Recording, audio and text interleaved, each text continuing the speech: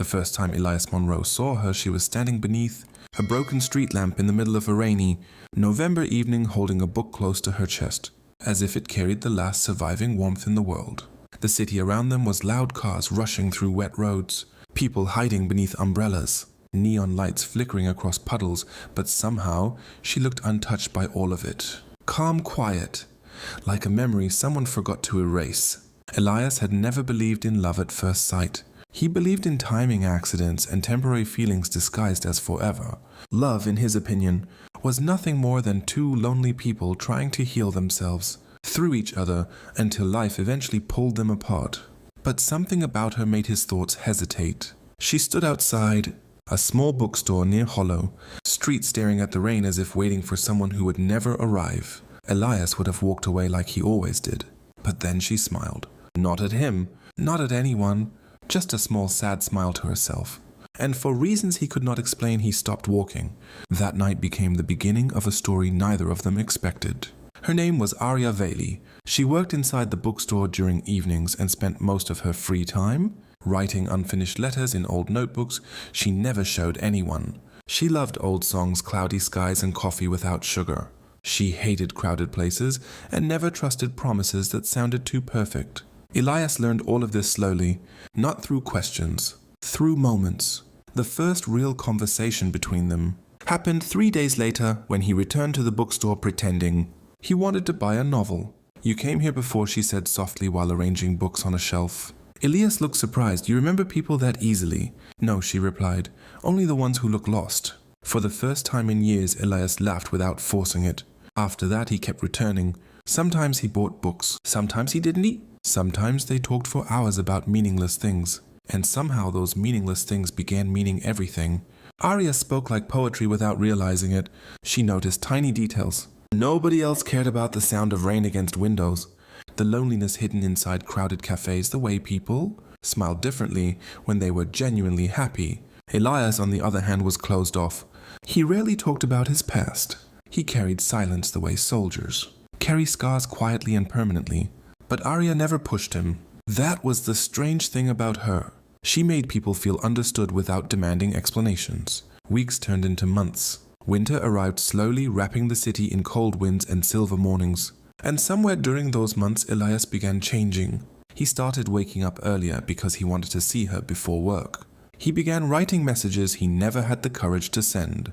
He found himself smiling at random memories of her voice. For the first time in his life, someone felt like home. One evening they walked through the city after the bookstore closed. Snow had started falling lightly, covering rooftops in white dust. Arya stretched her hand toward the sky. "I think snow feels lonely," she whispered. Elias looked at her. "Why would you say that?" "Because it falls knowing it'll disappear." He stared at her for a moment longer than he should have, then quietly asked, "Do you always think this deeply?" She smiled faintly. "Only when I am sad." That answer stayed with him all night. The truth was, Arya carried sadness everywhere she went.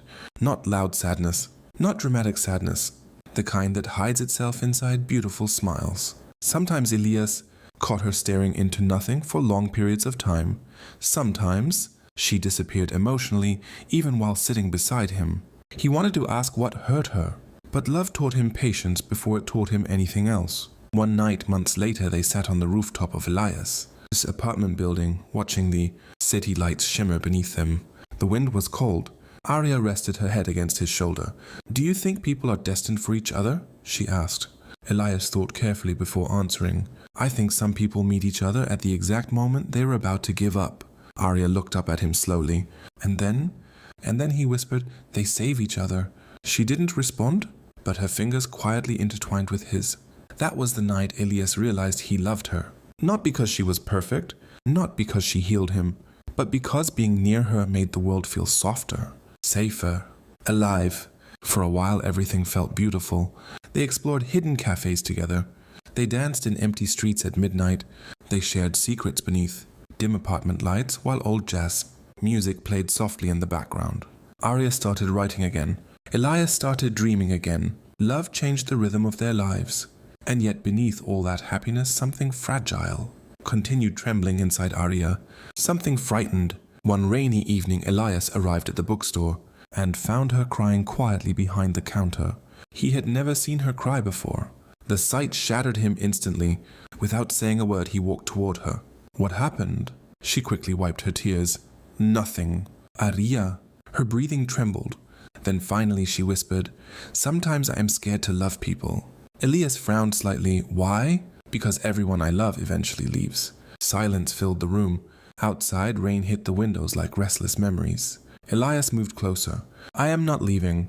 She looked at him with eyes full of fear. That's what people always say before they do. Those words haunted him for days, and slowly Elias began understanding that Aria's sadness came from somewhere deeper than heartbreak. Her mother had died when she was 16. Her father disappeared emotionally afterward, drowning himself in work and silence. She spent years learning how to survive alone, years convincing herself that attachment only led to pain. Meeting Elias terrified her because loving him meant risking loss again. But love is strange. The more we fear it, the stronger it becomes. Months passed. Spring arrived. The city bloomed back to life, and Aria slowly allowed herself to believe in happiness.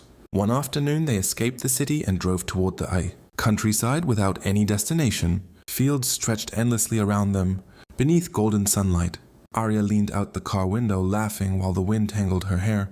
Elias had never seen anything more beautiful. Later that evening, they sat beside a lake watching the sunset melt across the water. "I wish time stopped here," Aria whispered. Elias looked at her carefully. "Maybe this is what forever feels like." She smiled sadly. "Forever scares me." "Why?" "Because forever never lasts." Elias held her hand tighter. "Then we love each other in every moment before it disappears." Aria looked away quickly, hiding tears. That should have warned him. But happiness has a dangerous way of blinding people. 3 weeks later, everything changed. Elias received a phone call at 2:13 in the morning. Aria had collapsed at the bookstore. By the time he reached the hospital, his entire body was shaking. Doctors rushed through hallways, while fluorescent lights burned above him. Hours felt endless. Finally, a doctor approached him with tired eyes. "She has a heart condition," he explained quietly, "a serious one."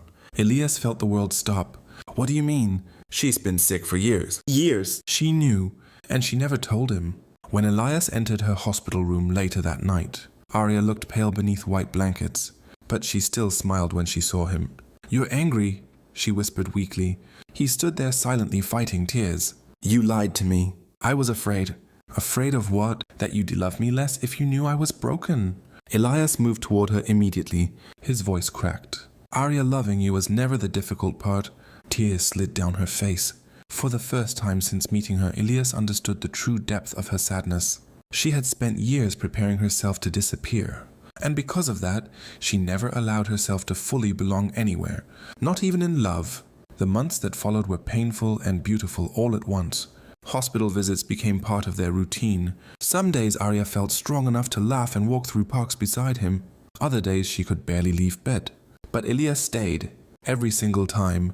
He read books to her during sleepless nights. He brought flowers she pretended not to like. He memorized the sound of her breathing because he feared silence too much. And somehow, despite everything, their love deepened. Painfully. Irreplaceably. One night during summer, Aria asked him to take her back to the rooftop, where they first admitted their feelings. The city glowed beneath the stars. She looked weaker now, fragile like moonlight. Elias wrapped a blanket around her shoulders. For a long moment neither of them spoke. Then Aria finally whispered, "Do you regret meeting me?" Elias looked at her as if the question itself hurt him. "You are the best thing that ever happened to me." She smiled faintly. "Even if this ends badly." He touched her trembling hand. "Some stories are worth the pain." Aria started crying quietly. "I wanted more time." "You still have time." "No," she whispered. "Not enough." Elias held her while she cried against his chest beneath the stars. And in that moment he realized something heartbreaking about love. Sometimes loving someone means learning how to lose them slowly. Autumn returned. Leaves turned gold again. Nearly 1 year had passed since they first met beneath the rain. Aria's condition worsened. Doctors tried treatments. Hope came and disappeared repeatedly. But Elias never stopped believing. Because love makes people stubborn, even against fate. One evening, Aria handed him a small box wrapped carefully in brown paper. "What's this?" he asked. "Open it later." When you miss me." Fear immediately filled his chest. "Don't he say things like that?" She smiled softly but said nothing. That night Elias stayed awake beside her hospital. bed listening to machines beep in the darkness. He held her hand the entire night because he was terrified of letting go. At sunrise, Arya opened her eyes slowly. Elias, I am here. If someday life becomes beautiful again, after me, she whispered weakly. Promise you one. Do you feel guilty for surviving? Tears burned his eyes instantly.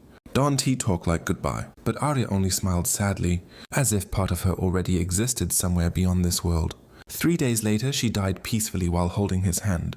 And just like that, the universe became unbearably quiet. The funeral happened beneath grey skies. Rain fell softly across black umbrellas. Elias barely remembered anything. People spoke to him. Voices blurred. Time moved strangely. Nothing felt real. Because how could the world continue existing after taking away the person who made it beautiful? Weeks passed. Then months. Elias stopped visiting crowded places. He stopped listening to music.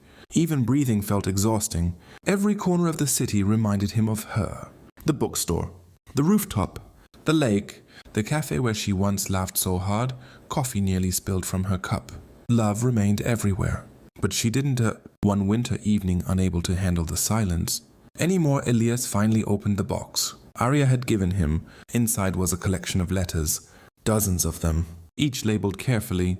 For the days you feel lost, for the nights you can't sleep, for when you stop believing in love, for when you miss my voice. His hand shook violently while opening the first letter. Inside, Arya had written, If you were reading this, it means I am gone, and if I know you well enough, you were probably blaming yourself for things you could never control. So listen carefully, Elias Monroe. You gave me a lifetime of love inside a limited amount of time. You made my existence beautiful. Before you, I survived life. With you, I lived it. Elias cried harder than he ever had before. Night after night, he continued reading her letters. Some were funny, some heartbreaking, some filled with memories she never wanted him to forget.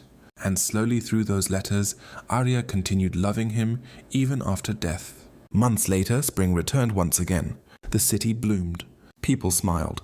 Life moved forward the way it always does. One afternoon, Elias found himself standing outside the bookstore, where everything first began. The old street lamp still flickered.